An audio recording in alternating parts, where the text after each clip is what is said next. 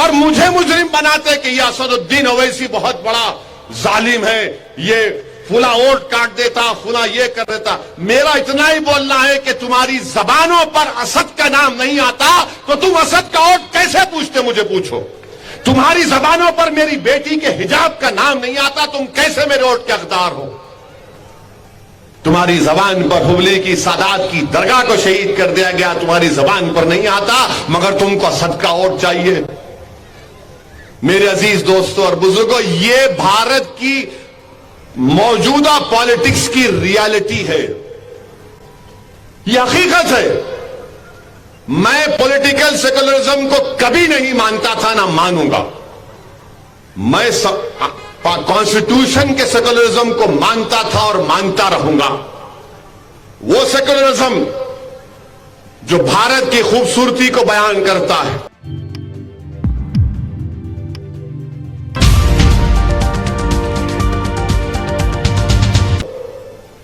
अपनी political leadership को मजबूत करो। आज आप देखो कि पूरे कर्नाटका में आज प्रधानमंत्री स्पीच दिए बेल्लारी में, मैं सुन रहा था।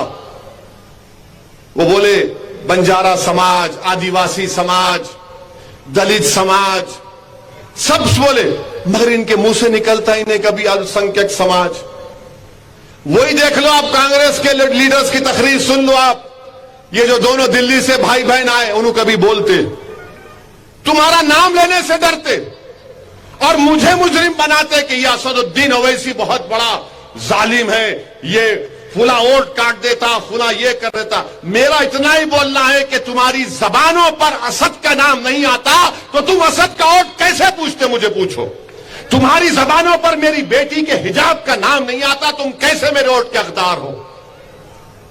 तुम्हारी जबान पर हुबली की सादात की दरगाह को शहीद कर दिया गया, तुम्हारी जबान पर नहीं आता, मगर तुमको असद का वोट चाहिए।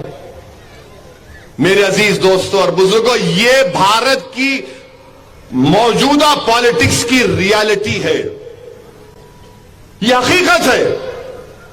मैं पॉलिटिकल सेकुलरिज्म को कभी नहीं मानता था, ना मानूंगा। मैं कॉन्स्टिट्यूशन के सेकुलरिज्म को मानता था और मानता रहूंगा। वो सेकुलरिज्म जो भारत की खूबसूरती को बयान करता है। इस देश का एक मजहब नहीं हो सकता, इस देश का एक कल्चर नहीं हो सकता, इस देश की एक जबान नहीं हो सकती है। यह देश हजारों कल्चर पर बना है, सौ रिलीजन्स है, हजारों जबानें हैं। यह भारत की खूबसूरती है, यह इंडिया की ताकत है। इस सेकुलरिज्म को मैं मानता हूं। और सेकुलरिज्म का मतलब यह नहीं है कि कोई गूंगे बन के बैठ जाना। हमेशा लोग मेरे को बोलते, अब यहां पर आ रहा था मैं कर्नाटका को, तो कोई मेरे को एक जिम्मेदार आदमी बोले, ओवैसी साहब आप कर्नाटक जा रहे, मिला जा रहा हूं। बोले जरा संभल के बोलना। मैं बोला एक काम करिए, करता हूं, आप मेरे को लिख के भिजाओ क्या बोलूं। नहीं, आप अक्लमंद है, आप होशियार है, आप पढ़े लिखे हैं, आप पार्लियामेंट में हम सब की नुमाइंदगी करते। तो मैंने कहा अंकल, जब सब मेरे को मालूम तो तुम कहीं को बोल रहे, मेरे को छोड़ दो ना मेरे को।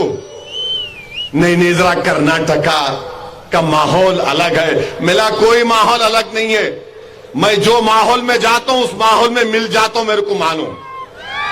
बोले नहीं आप कर्नाटका, अरे मिला अंकल, कर्नाटका का हर घर मेरा घर है। कर्नाटका का हर बच्चा मेरा बेटा या मेरा भाई है। कर्नाटका के हर बुजुर्ग, मैं उनको अपने मां बाप की तरह इज्जत करता हूं। तो इसमें अब प्रॉब्लम क्या है अंकल? बोले अब आपको क्या बोल सकते, ऐसा बोले। तो मिला नहीं, मेरे को कोई भी नहीं बोल सकते, मेरे को कोई बोलने वाला बोल ही नहीं सकता। सच्चाई बयान करो, मैं सुनने तैयार हूं। अगर आप बोलेंगे कि मोदी के डर से, आरएसएस के डर से, कांग्रेस के डर से मैं सच्चाई को बयान ना करूं, तो खुदा की कसम मैं मर जाना पसंद करूंगा। जालिम को जालिम नहीं कहना बंद नहीं कर सकता मैं। यही फर्क है। अब आप सीटियां मार रहे, मेरे को नारा लगा रहे। तुमने लीडर बनते नहीं बनते, बोलो मेरे को। आप लीडर बनेंगे, आप अपनी आवाजों को उठाएंगे जालिमों के खिलाफ, आप गरीबों का साथ देंगे, ये काम करना है आपको। मैं यहां पर नहीं आया तुम्हारे थालियां लेने के वास्ते, मैं तुम्हें यहां नहीं आया तुम्हारी तारों की आवाज को सुनने के लिए। मेरा मकसद यहां पे कि तुम लीडर बनो। अगर डीके शिव कुमार लीडर बन सकता है तो तुम क्यों नहीं बन सकते? अगर बम्बई चीफ मिनिस्टर बन सकता तो तुम एमएलए क्यों नहीं बन सकते? बनना चाहिए आपको। ख्वाब देखना शुरू करो, अपने ख्वाबों को ऊंचा रखो हमेशा, और जब तुम्हारे ख्वाब बड़े रहेंगे तो अल्लाह उसको पूरा करेगा। और ख्वाबों को पूरा करने के लिए मेहनत करना पड़ता है, जुस्तजू करना पड़ता है, डिसिप्लिन पैदा करना पड़ता है जिंदगी में। उन ख्वाबों को पूरा करो आप। अगर आप नहीं बोलेंगे नहीं अब बोल दिए ना, उनको वोट देना, क्या करेंगे, खामोश हो जाओ। मेरे भाई, कल 4 तारीख के दिन 4 मई को टीपू की शहादत हुई थी, और टीपू भी जानता था कि निजाम दखन उसको धोखा दे रहे हैं। टीपू भी जानता था कि मुख्तलिफ रजवाड़ों के लोग मुझे साथ नहीं दे रहे। टीपू जानता था कि मेरी मौत होने वाली है सामने, मगर टीपू ने कहा कि मुझे अपनी किस्मत पर नाज करना चाहिए कि मैं अपनी वतन के लिए अपनी जान की कुर्बानी दे रहा हूं।